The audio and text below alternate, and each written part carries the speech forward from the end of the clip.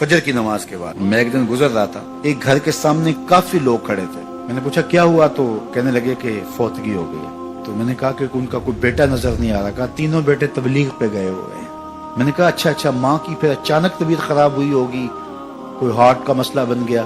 कहा नहीं, माँ फालिज में मुब्तला थी। मैंने कहा फिर तो बहुत ज्यादती है कि माँ फालिज में मुब्तला और तीनों बेटे तबलीग पे गए। माँ को जरूरत है और बेटा जाके पीर के दरबार पे बैठा है। गौसे आजम भी हैं तो फैज नहीं मिलेगा। पहला मुर्शिद माँ है।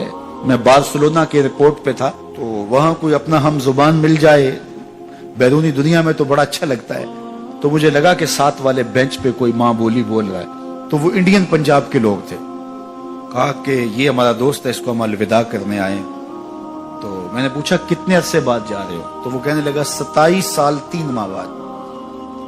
तो मुझे दिलचस्पी पैदा हुई, तो मैंने कहा कि इतना अरसा? कहा कि बस वो आया था और ऐसा उलझा, कागजात का मसला बन गया, तो अब अल्लाह ने बेहतरी किया तो अब जा रहा हूं। जब आया था उन फवाने शबाब था और अब तो बुढ़ापा उतर रहा है।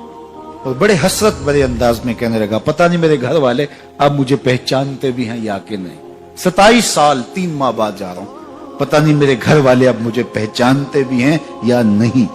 मैंने कहा और कोई पहचाने या ना पहचाने, माँ कदमों की आहट से पहचान लेगी। ये मेरे पुत्र के पैरों की आवाज लगती है। तो वालिदैन की खिदमत करेंगे तो सरखुरू होंगे, माँ बाप की बेअदबी करेंगे तो कभी भी आप सरखुरू नहीं होंगे।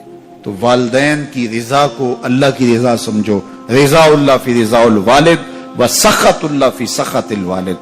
वालिदैन की रिजा में अल्लाह की रिजा छुपी है और वालिदैन की नाराजगी में अल्लाह की नाराजगी छुपी है। ये तुम्हारे लिए दीन है। नवाफल पढ़े जा रहे हैं, लेकिन माँ बाप को जरूरत है तो उनकी खिदमत नहीं कर रहे। अल्लाह को वो नवाफल कबूल नहीं है।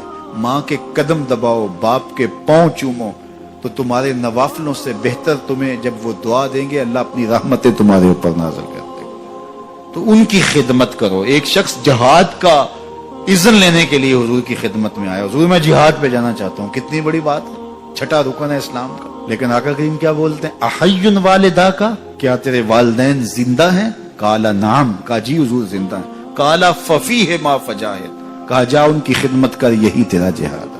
तो खुश नसीब वो हैं जो अपने माँ बाप की इज्जत करते हैं, उनके सामने अपने बाजू सुकेड़ के रखते हैं, उनके मामलात में, तर्ज जिंदगी में, उनके अंदाजे मुआशरत में खुश रहते हैं और उन्हें राहत, आसानी और उनके लिए मोहब्बतें बिछाते हैं। तो अल्लाह ताला उनके लिए आसानियां पैदा करता है, रहमतें पैदा करता है। और अगर वालिदैन फौत हो गए हैं, इंतकाल कर गए हैं, तो आप कहें कि ये बातें हमने पहले सुनी होती तो बड़ा फायदा होता।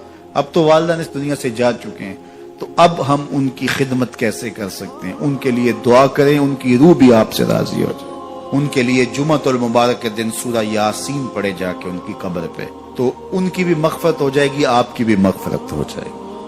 ये वालिदैन के साथ उसने सलूक का नतीजा है। वालिदैन की रिजा जोई हमेशा मलहूज रखो। जो खुश नसीब अपने वालिदैन को राजी रखे हुए हैं उन्हें मुबारक देता हूं।